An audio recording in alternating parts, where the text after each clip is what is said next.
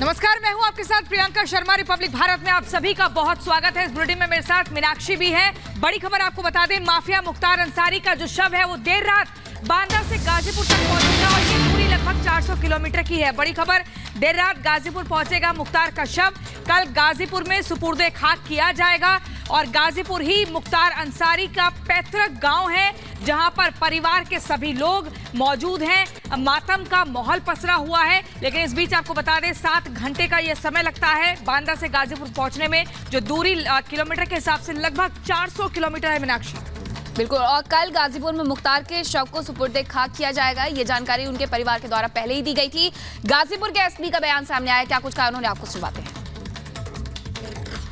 पूरा जिला प्रशासन चौकसी बढ़ते हुए है।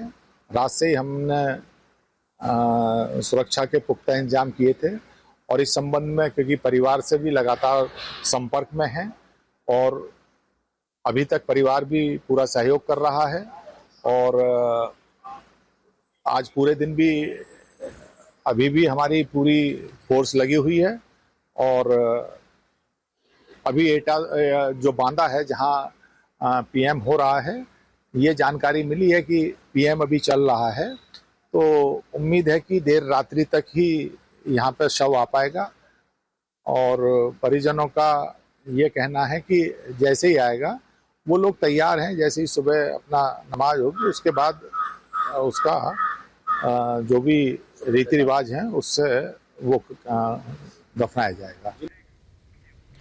और बांदा से हमारे सहयोगी अजय हमारे साथ जुड़ गए हैं। अजय, क्या कोई जानकारी मिल पा रही है कि कब तक पोस्टमार्टम के बाद शव को लेकर के जाएंगे गाजीपुर? क्योंकि एसपी का जो बयान सामने आया उसमें वो कह रहे हैं कि देर रात तक गाजीपुर पहुंचेगा शव।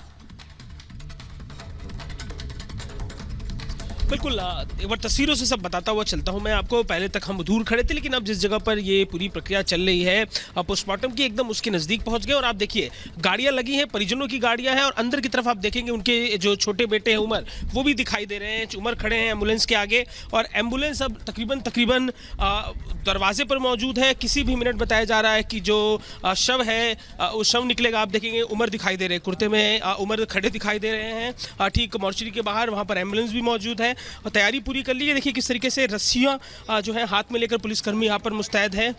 कोशिश ये है कि व्यवस्था बनी रहे। इस हिस्से में पुलिसकर्मी भारी पैमाने पे कैसे मौजूद है, देखिए कैसे छावनी बना के रखा हुआ है मॉर्चरी के बाहर के हिस्से को। इसके अलावा अस्पताल के बाहर भी भारी पुलिसकर्मी मौजूद है और इसके साथ ही यहाँ पे गाड़ियाँ जो मौजूद है तकरीबन 18 से 20 गाड़ियाँ हैं जो लेकर फ्लीट को फॉलो करते हुए जाएंगी। तो अंदर की तरफ फिर एक बार आपको दिखाते हैं जहाँ पर उमर, इसके अलावा जो बड़े अजय, लेकिन ये भी आप बताइए कितने बजे यहाँ से इस शव को लेकर निकलेगी पूरी टीम और कोई रूट अलग तैयार किया गया है? कोई ऐसा रूट जहां से जल्दी पहुंचा जाए, समय कम लगे? और दूरी कितनी है अगर हम देखें बांदा से गाजीपुर की?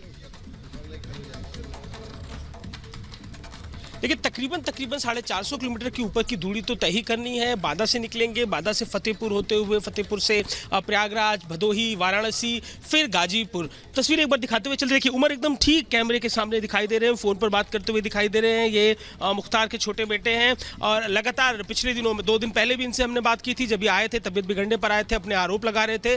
आज भी इनकी मांग थी कि जो ये पोस्टमार्टम है इस संस्था के डॉक्टरों से कराया जाए, एम्स के डॉक्टरों से कराया जाए। पुलिसकर्मी हैं, उनसे बात कर रहे हैं, आप देखेंगे। तो यहाँ पर लगातार परिजन जो है बाहर इंतजार कर रहे हैं कि किसी भी मिनट जो है जो शव है वो निकले और एम्बुलेंस जो है जो जिस पर शव जाएगा वो दरवाजे पे ही खड़ा है। परिवार के जो लोग हैं कुछ अंदर मौजूद हैं मॉर्चरी के, कुछ बाहर मौजूद हैं।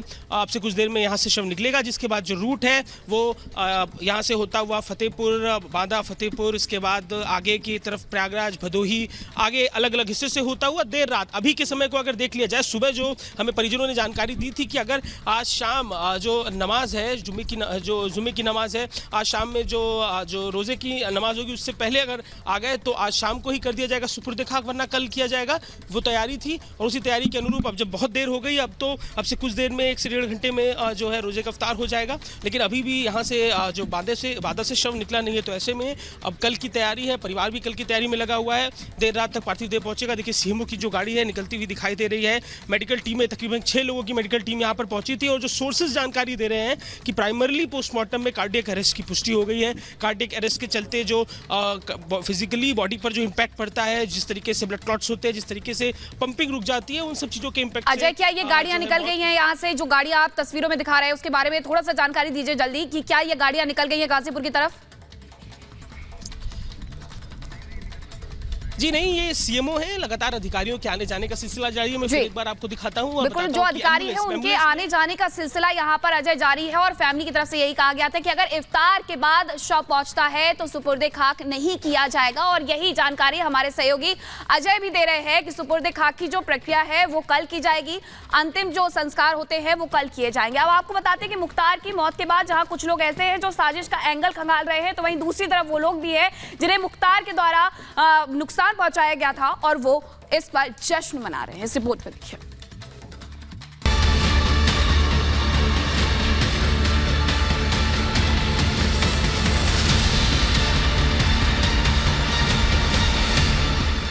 लोगों में अपनी दहशत पैदा करने के लिए कई घर उजाड़ दिए, पता नहीं कितने लोगों को मौत के घाट उतरवा दिया। उस पूर्वांचल के सबसे बड़े माफिया का अंत हो गया। बात हो रही है पूर्वांचल के सबसे कुख्यात माफिया मुख्तार अंसारी की, जिसकी हार्ट अटैक से मौत हो गई। जिन परिवारों को माफिया ने तबाह कर दिया था, उन घरों में जैसे ही मुख्तार अंसारी की मौत की खबर पहुंची, वहां खुशी की लहर दौड़ गई। वाराणसी में माफिया की मौत पर बीजेपी के पूर्व विधायक दिवंगत कृष्णानंद राय के घर जश्न मनाया गया। उनके परिवार के लोग ढोल नगाड़ों के साथ काशी विश्वनाथ के दर्शन करने पहुंचे। कृष्णानंद राय की पत्नी अलका राय ने मुख्तार की मौत पर कहा कि कृष्णानंद की हत्या के बाद कभी होली नहीं मनाई। मुझे लगा कि आज हमारे लिए होली है। हमको तो। और इसी बीच बड़ी खबर आपको बता दें, लखनऊ में अनुराग ठाकुर का बयान, यूपी से बाहुबलियों का सफाया किया जा रहा है। ये बड़ी खबर आपको बता रहे हैं, केंद्रीय मंत्री अनुराग ठाकुर का बड़ा बयान। उनका कहना है कि यूपी से बाहुबलियों का सफाया किया जा रहा है। जाल बेच रहा है, वंदे भारत जैसी ट्रेनें चल रही हैं, करोड़ों रुपए के निवेश के साथ साथ लाखों लोगों को रोजगार के अवसर उत्पन्न हो रहे हैं।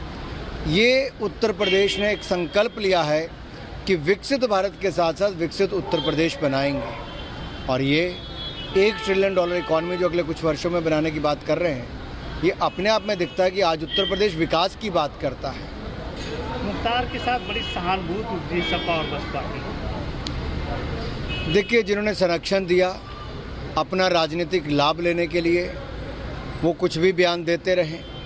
मैं इतना ही कहूँगा, मेडिकल जांच हो चुकी है, न्यायिक जांच मांगेंगे तो वो भी हो जाएगी, उसमें कोई दिक्कत नहीं। सच जानने का हर किसी का है। आज अगर 25 साल के युवा को हार्ट अटैक आ जाता है, किसी को 35 साल वाले को 30 साल, ये होता है, और जो भी हुआ होगा वो सच सबके सामने आया है। लेकिन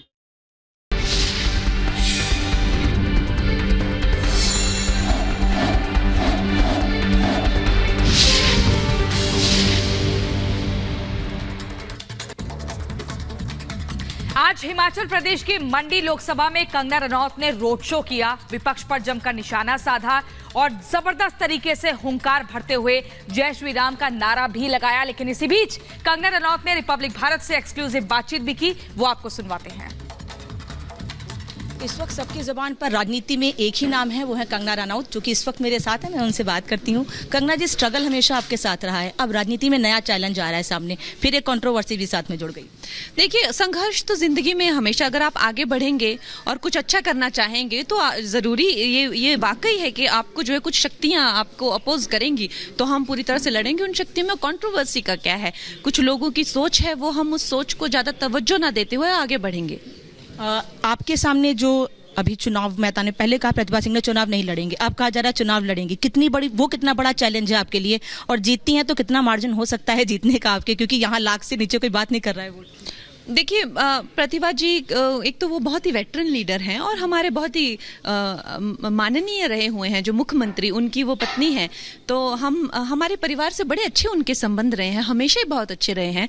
और हम छोटे छोटे थे तो उनको देखते आए हैं, अब हमारे भी बाल सफ़ेद हो रहे हैं। तो मुझे लगता है कि उनको भी अब, जैसा वो कह रही थी कि एज फैक्टर से करके उनको थकान काफ़ी होती है, तो मुझे लगता है वो एक अच्छा आइडिया है। अब उनको कुछ यंग, जैसे भाजपा नए नए फेसेस को ला रही है, उस तरह से नए फेसेस आने चाहिए। लेकिन अगर वो भी लड़ती हैं तो कोई बात नहीं, हम पूरी तरीके से तैयार है। लेकिन मुझे लग रहा है कि कहीं उनके साथ में शायद कोई जबरदस्ती हो रही है, कभी हाँ करती हैं कभी ना करती हैं। तो आई होप अगर वो आए तो पूरे दिल से आए, हाँ ना करते हुए ना आए, क्योंकि अगर टक्कर मुकाबले की हो तभी मजा आता है। जय श्री राम का वीडियो बड़ा वायरल हो रहा है आपका, राम मंदिर का, एक बार बोल दीजिए। अरे जय श्री राम तो आप हमसे सारे दिन बोले, जय श्री राम, थैंक यू।